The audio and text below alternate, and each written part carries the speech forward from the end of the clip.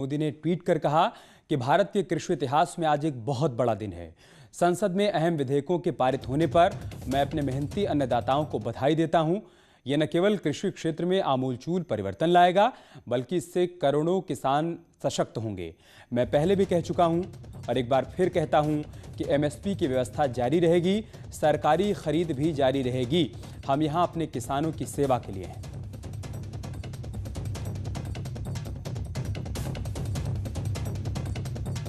कृषि विधेयकों का सीएम योगी ने भी स्वागत किया है।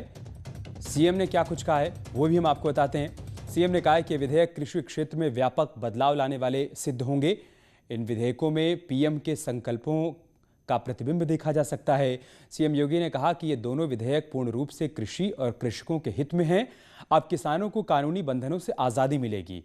किसानों को उनकी उपज की पूरी कीमत प्राप्त हो पाएगी।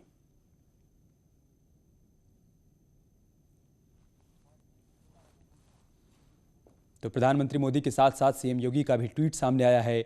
उन्होंने इस बिल के पास होने के बाद खुशी व्यक्त की है।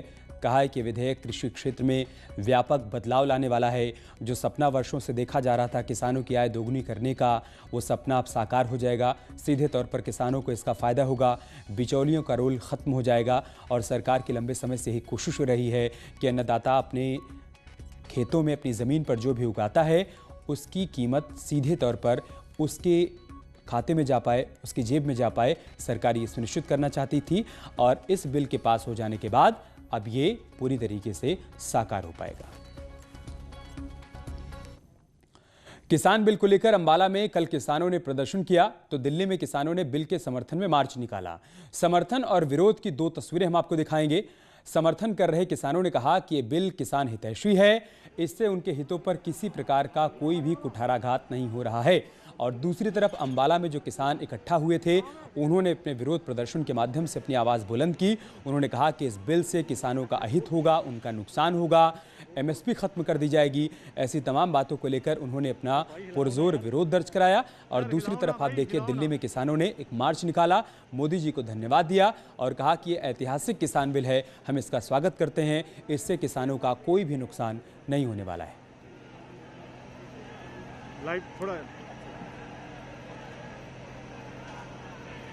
क्या किसानों को अपना अनाज, अपनी सब्जी, अपना सामान हम अपनी मर्जी से बेचें। हमारे साथ रोज झगड़े होते थे, अनाज मंडी में अनाज नहीं बेच सकते थे। आड़ती बिचौलियों के बीच में जो है काफ़ी झगड़ा होता था। अब हमें ये छूट प्रधानमंत्री ने दी, हम उसके हार्दिक धन्यवाद करते हैं कि इतने सालों के बाद में आज हमें एक बहुत बड़ी राहत मिली है। हम अपना सामान कहीं भी ले जाएं वो तो हम अपने सही कीमत मिलेगी। कांग्रेस और वो सारे दल जो पिछले 6 सालों में मोदी सरकार के हर बिल का विरोध करते आए हैं, ये स्वाभाविक था कि जब एक ऐतिहासिक किसान बिल आएगा तो उन्होंने इसका विरोध करना ही है। मैं समझता हूं कि आने वाली पीढ़ी इस बात को देखेगी, आने वाले किसान इस बात को देखेंगे कि उनको इस बिल से कितना फ़ायदा मिल रहा है। बीच के सारे जितने भी बिचौलिए थे वो सारे इससे ख़त्म हो जाएंगे और सारे का सारा मुनाफा जो है वो किसान को मिलेगा। किसान खुशहाल होगा, किसान के परिवार में खुशी आएगी। ये एक बहुत ऐतिहासिक बिल है और इस बिल का बिना किसी राजनीति के सबको समर्थन करना चाहिए। और बात करते एक और बड़ी खबर की, जिस फिल्म सिटी का सीएम योगी ने ऐलान किया था वो यमुना एक्सप्रेसवे पर बन सकती है। Yamuna expressway industrial development authority यानी कि ईडा के सेक्टर 21 में नई फिल्म सिटी का निर्माण हो सकता है। ईडा के सीईओ ने सरकार को जमीनों की जानकारी भी भेज दी है। शासन को औद्योगिक प्लॉट की जानकारी दी गई है। सेक्टर 21 में 780 एकड़ औद्योगिक प्लॉट उपलब्ध है और सेक्टर 21 में 220 कमर्शियल प्लॉट भी उपलब्ध हैं। ऐसे में इस जगह पर देश की सबसे बड़ी फिल्म सिटी बन सकती है।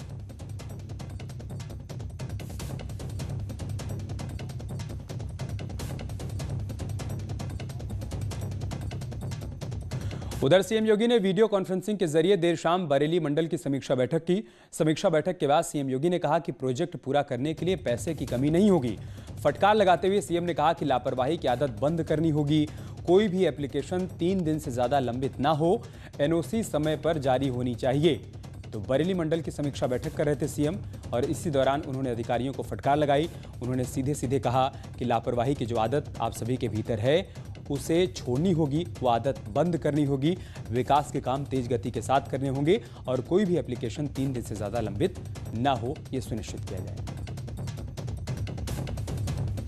के बारे में उसी समय निरीक्षण उसका हो जाना चाहिए। जब कार्य कंप्लीट हो जाए उसके बाद फिर प्रश्न नहीं उठने चाहिए। उसी समय गलत कर रहा है, कार्रवाई करिए। किसी प्रकार के भ्रष्टाचार को, किसी प्रकार के आर्थिक दुराचार को कहीं भी कोई प्रश्रय नहीं दे रहा है। इसलिए अगर गलत कार्य होता है तो डिस्ट्रिक्ट एडमिनिस्ट्रेशन की और कार्यदायी संस्था की जवाबदेही बनती है कि हम उसको पूरी गुणवत्ता के साथ उस कार्य को संपन्न करवाएं और इन चीजों को हम देखें। शासन स्तर पर हो या जनपद स्तर पर, एनओसी जो जारी होना है समय पे जारी हो जाए, अनावश्यक लंबित न रहे। शासन स्तर पर हमने इसके बारे में पहले कह रखा है कि कोई भी पत्रावली किसी भी टेबल में